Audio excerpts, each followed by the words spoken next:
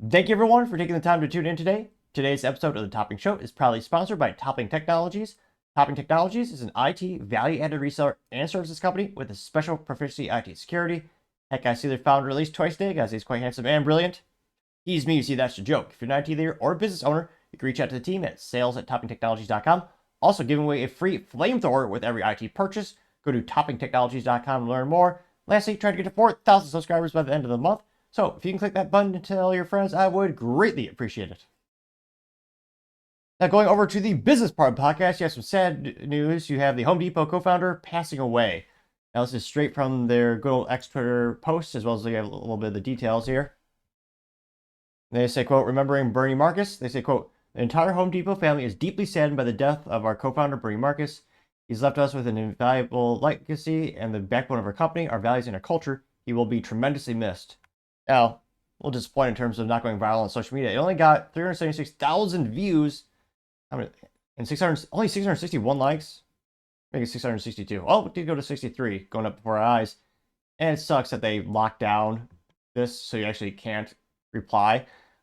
I understand maybe that's because he is more politically active. He was a big supporter of Donald Trump and other Republican candidates throughout the years. So maybe they're worried about backlash or people getting political in the comment section, but in terms of making contributions to society and revolutionizing retail for a mass, I mean, is what ADHD comment here really quick. One of my favorite books I read last year, I kind of went all into the retail industry in terms of reading founders' books. It's well, there you go, Built from Scratch. Again, this is Built from Scratch by Bernie Marcus and Arthur Blank, as well as it has a little forward by Bob Andelman. And this is one of my favorite books in terms of overcoming the odds. I mean, what was heartbreaking or kind of pulls on heartstrings the most in the book. They're struggling to find financing. He actually gets them in venture capital to really bolster the company. Really take that big next step. And they spoke with their friends who he said he'd get the funding, and that friend was so determined because no one would give him a loan. That friend slept on the floor in front of the executive's office for weeks until the executive finally said, "Fine, I'll take the meeting and I'll fund you guys." And the true act of being humble, Bernie's friend who did that never told him. It was decades later, someone else said, made a comment at a party, and then they found out. That was one of the most heartfelt moments of the whole book. Because again, that one guy changed the whole course of history. His friend had helped him out. Now, going to the history of the Home Depot, again, it was one of the first big box stores, like a big box retailer for all your home hardware and all your home tools. Then later, subsequently, you had stuff like Lowe's knock it off and sell to women, which I'm really partially kidding. If you look at the demographics of who Home Depot sells for, Home Depot really concentrates on male figures to the household or men, as well as, well, obviously construction and contractors. Those are some biggest things that they sell to. They're going to the Home Depot website. They got a little memoriam. They say, quote, the Home Depot is standard by the passing of our beloved founder, Bernie Marcus. To us, he was simply Bernie. Bernie was an inspiration in many ways. He was a master merchant and a genius with customer service. Together with Arthur Blank and Ken Langmuir, Bernie helped create a nation of doers who could tackle any project, large or small. He loved our customers. He also loved associates who made the company what it is today. More than anything, he deeply believed in the company's core values, particularly in giving back. He never lost sight of his humble roots, using his success not for fame or fortune, but to generously help others in business and in charity. Bernie was also unparalleled in generosity and goodwill. There you see a picture of the gentlemen working together, suited up as all men do. One of the old black and white pictures of them. It says, born to be an entrepreneur, and I'll actually just read the text off the screen here. I'll let you look at the nostalgia of him actually sitting over there.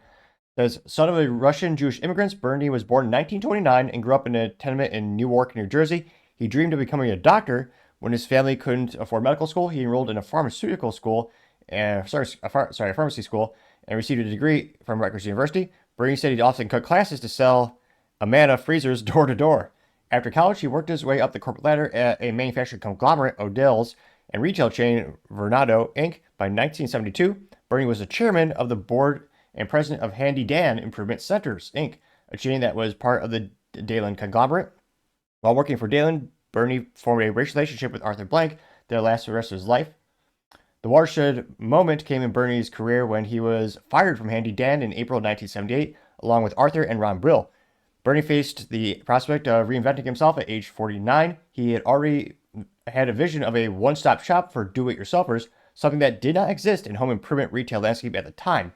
Investment banker Ken Langone helped secure the finance to get the Home Depot started, which Ken's got heart of gold, man. I mean, he really slipped outside the executive office for weeks until he finally got that meeting, got that funding for Bernie and the guys.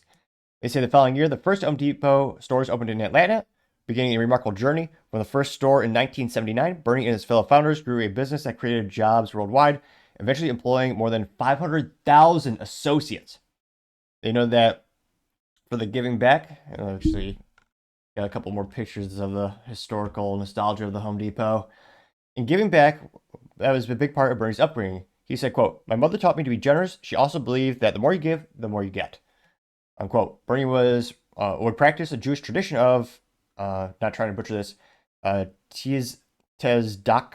Tzedakah, I think it's Tzedakah, throughout his life. In his book, Up Some Dust, Lessons on Thinking Big, Giving Back, and Doing It Yourself, he writes, "I was able to do things my parents could only dream about and focused on helping those I will never meet." Unquote. Over the years, he had an enormous influence on healthcare in Atlanta. With his wife, Billie, Bernie started the Marcus Institute, which today is the Marcus Autism Center, a not-for-profit subsidiary of Children's Center or Healthcare of Atlanta that treats more than 5,500 children with autism and related disorders a year.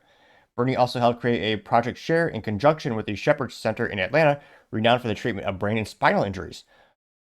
To ensure that the members of the military and veterans get diagnosed and cared for without financial constraint, the Marcus Foundation underwrote the housing, transportation, and care cost of any military personnel with brain or spinal injuries who are sent to Shepherd. Bernie and Bill were inducted into the National Spinal Cord Injury Association Hall of Fame for their tireless efforts in this area. In 1999, Bernie, Arthur, and Ken started the Homer Fund to take care of Home Depot associates who suffer unexpected hardships. Contributions from associates to the Homer Fund perfectly demonstrate their value to taking care of our people. Since its founding, the Homer Fund has helped more than 194,000 employees. Bernie and Billie joined the Giving Pledge in 2010, a commitment to give away most of their money during their lifetime. Bernie wrote in a letter to Warren Buffett, saying, quote, "To make quarterly profit is one thing, but changing one life is so much better." Later, Bernie told Atlanta Journal-Constitution, quote, "I want to live to be 100 because I want to be a positive... I want to be in a position to give away the things that I really believe in." Unquote. Bernie and Billie also built the Georgia Aquarium, one of the largest aquariums in the world. The aquarium is a nonprofit venture for conservation and research. They dedicated it to the people of Georgia, the associates, customers, and shareholders of the Home Depot, as a way to saying thank you for making Home Depot a success. In Atlanta, his contributions included the Georgia Tech Marcus Center for Therapeutic Cell Characterization and Manufacturing, Grady Hospital's Marcus Trauma and Emergency Center, the Marcus Heart and Vascular Center at Piedmont Atlanta Hospital, as well as a grant contribution to the Construction Education Foundation of Georgia. Bernie's philanthropic work also can be continued by the Marcus Foundation, with a focus on Jewish causes, children, medical research, free enterprise, and the community. His commitment to excellent customer service, entrepreneurial spirit, giving back, and taking care of people lives in the associates of the Home Depot. To learn more about this foundation, click here, marcusfoundation.org. Which, yeah, the only sad part is, and again, if you read the book, is I can't recommend the book enough. And again, the book is called Built from Scratch, a phenomenal read on retail and really revolutionary idea.